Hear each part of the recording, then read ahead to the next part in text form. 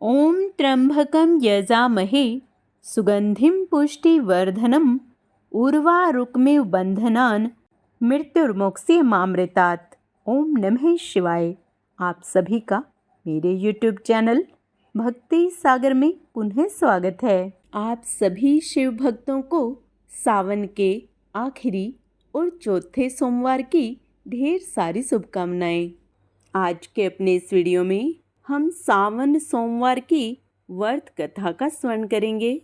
आज का अपना वीडियो शुरू करने से पहले आप सभी से विनम्र प्रार्थना है, वीडियो यदि पसंद आते हैं तो लाइक एंड शेयर भी किया करें। लगातार हमसे यूं ही जुड़े रहने के लिए कृपया चैनल को सब्सक्राइब अवश्य कर लें। सोमवार का व्रत व सावन का महीना दोनों ही भगवान शिव को अति प्रिय हैं। इस मास में भगवान शिव की उनके परिवार सहित पूजा करने से मनुष्य की सभी मनोकामनाएं पूर्ण होती हैं। वे भगवान शिव की असीम कृपा प्राप्त होती है। किसी भी व्रत का पूर्ण लाभ प्राप्त करने के लिए व्रत कथा का स्मरण करना अत्यंत आवश्यक माना जाता है। आइए सावन के चौथे व आखिरी सोमवार की व्रत कथा का स्मरण करते हैं। एक बहुत धनवान साहूकार था, जिसके घर धन आदि किसी प्रकार की कमी नहीं थी। लेकिन उसको एक दुख था कि उसकी कोई संतान नहीं थी। वह इसी चिंता में रात दिन रहता था। वह पुत्र की कामना के लिए प्रति सोमवार को शिवजी का व्रत और पूजन किया करता था और सायंकाल को शिव मंदिर में जाकर शिवजी के सामने दीपक जलाया करता था। उसके इस भक्ति भाव को देखकर एक समय श्री पार्वती जी ने शिवजी महाराज से कहा, हे महाराज, यह साहूकार आपका अनन्य भक्त है और सदैव आपका व्रत और पूजन बड़ी श्रद्धा से करता है। इसकी मनोकामना पूर्ण करनी चाहिए। शिवजी ने कहा, हे पार्वती, यह संसार कर्म क्षेत्र है। जैसे किसान खेत में जैसा बीज बोता है वैसा ही फल काटता है, उसी प्रकार इस संसार में प्राणी जैसा कर्म करते हैं वैसा ही फल भोगते हैं। पार्वती जी ने अत्यंत आग्रह से कहा, महाराज, जब यह आपका अनन्य भक्त है और इसको अगर किसी प्रकार का दुख है तो उसको अवश्य दूर करना चाहिए, क्योंकि आप सदैव अपने भक्तों पर दयालु होते हैं और उनके दुखों को दूर करते हैं। यदि आप ऐसा नहीं करेंगे तो मनुष्य आपकी सेवा तथा व्रत क्यों करेंगे? पार्वती जी का ऐसा आग्रह देख शिवजी महाराज कहने लगे, हे पार्वती, इसको कोई पुत्र नहीं है, इसलिए यह दुखी रहता है। इसके भाग्य में पुत्र न होने पर भी मैं इसको पुत्र की प्राप्ति का वर देता हूँ, लेकिन यह पुत्र केवल 12 वर्ष तक जीवित रहेगा। इसके पश्चात वह मृत्यु को प्राप्त हो जाएगा। इससे अधिक मैं और कुछ इसके लिए नहीं कर सकता।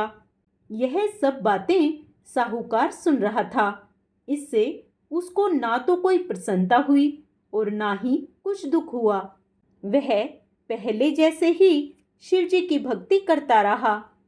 कुछ समय व्यतीत हो जाने पर साहूकार की स्त्री गर्भवती हुई और 10वें महीने उसके गर्भ से अति सुंदर पुत्र की प्राप्ति हुई। साहूकार के घर में बहुत खुशी मनाई गई, लेकिन साहूकार ने उसकी केवल 12 वर्ष की आयु जान कोई अधिक प्रसन्नता प्रकट नहीं की और ना ही किसी को यह भेद भी बताया। जब वह बालक 11 वर्ष का हो गया तो उस बालक की माता ने उसके पिता से बालक के विवाह के लिए कहा। साहूकार कहने लगा कि अभी मैं इसका विवाह नहीं करूंगा, अपने पुत्र को काशी जी पढ़ने के लिए भेजूंगा। फिर साहूकार ने बालक के मामा को बुलाकर उसको बहुत सा धन देकर कहा, तुम इस बालक को काशी जी पढ़ने के लिए ले जाओ और रास्ते में जिस स्थान पर भी जाओ यज्ञ करते और ब्राह्मणों को भोजन कराते और दक्षिणा देते हुए जाना। वह दोनों मामा भांजे यज्ञ करते और ब्राह्मणों को भोजन कराते दक्षिणा देते जा रहे थे। रास्ते में एक शहर पड़ा। उस शहर में राजा की कन्या का विवाह था, परंतु जो राजकुमार विवाह कराने के लिए आया था यह एक आंख से काना था। उसके पिता को इस बात की बड़ी चिंता थी कि कहीं वर को देखकर कन्या के माता पिता विवाह में किसी प्रकार की अड़चन पैदा ना कर दें।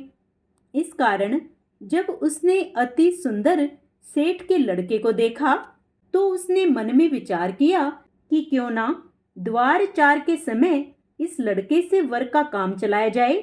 ऐसा विचार कर वर के पिता ने उस लड़के और उसके मामा से बात की तो वे राजी हो गए। फिर उस लड़के को वर के कपड़े पहनाकर घोड़ी पर चढ़ाकर दरवाजे पर ले गए और सभी कार्य प्रसन्नता से पूर्ण हो गए। फिर वर के पिता ने सोचा, यदि विवाह कार्य भी इसी लड़के से करा लिया जाए तो क्या बुराई है। उसने ऐसा विचार कर लड़के और उसके मामा से कहा, यदि आप फेरों का और कन्यादान के काम को भी करा दें तो आपकी बड़ी कृपा होगी। मैं इसके बदले में आपको बहुत सारा धन दूंगा। और उन्होंने यह स्वीकार कर लिया। विवाह कार्य भी बहुत अच्छी तरह से संपन्न हो गया, परंतु जिस समय लड़का जाने लगा तो उसने राजकुमारी की चुंदड़ी के पल्ले पर लिख दिया, तेरा विवाह तो मेरे साथ हुआ है, परंतु जिस राजकुमार के साथ तुमको भेजा जाएगा वह एक आंख से काना है। मैं काशी जी पढ़ने जा रहा हूँ। लड़के के जाने के पश्चात राजकुमारी ने जब अपनी चुंदड़ी पर ऐसा लिखा हुआ पाया तो उसने काने राजकुमार के साथ जाने से मना कर दिया और कहा कि यह मेरा पति नहीं है, मेरा विवाह इसके साथ नहीं हुआ है। जिसके साथ मेरा विवाह हुआ है वह तो काशी जी पढ़ने गया है। राजकुमारी के माता पिता ने अपनी कन्या को विदा नहीं किया और बारात वापस चली गई। उधर सेठ का लड़का और उसका मामा काशी जी पहुंच गए। वहां जाकर उन्होंने यज्ञ करना और लड़के ने पढ़ना शुरू किया। जब लड़के की आयु 12 वर्ष हो गई, उस दिन उन्होंने यज्ञ रचा रखा था। लड़के ने अपने मामा से कहा, मामा जी आज मेरी तबीयत कुछ ठीक नहीं है।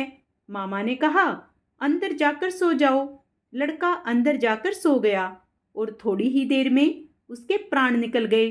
जब उसके मामा ने आकर देखा कि वह मृत पड़ा है तो उसको बहुत दुख हुआ और उसने सोचा, यदि मैं अभी रोना पीटना आरंभ कर दूंगा तो यज्ञ का कार्य अधूरा रह जाएगा। अतः उसने जल्दी से यज्ञ का समापन किया और ब्राह्मणों के जाने के बाद रोना पीटना आरंभ कर दिया। संयोगवश उसी समय शिव पार्वती जी उधर से जा रहे थे। जब उन्होंने जोर जोर से रोने की आवाज सुनी तो पार्वती जी कहने लगी, महाराज कोई दुखिया रो रहा है, उसके कष्ट को दूर कीजिए। जब शिव पार्वती ने पास जाकर देखा तो वहां एक लड़का मृत पड़ा था।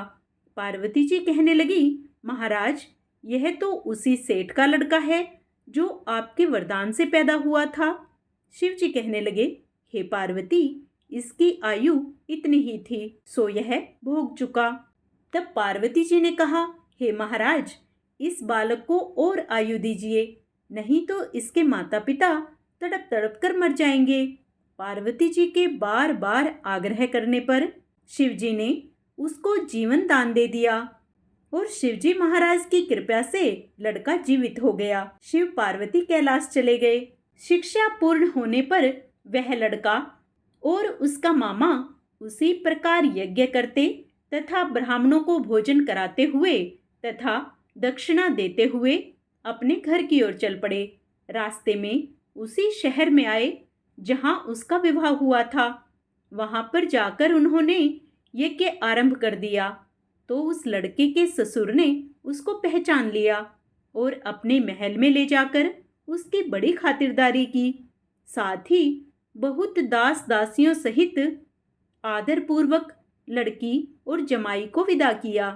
जब वे अपने शहर के निकट आए तो मामा ने कहा, मैं पहले घर जाकर खबर कराता हूँ।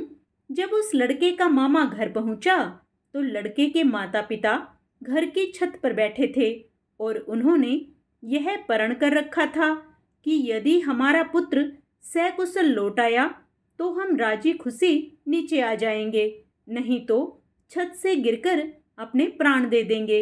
इतने में उस लड़के के मामा ने आकर यह समाचार दिया कि आपका पुत्र आ गया है, तो उनको विश्वास नहीं हुआ।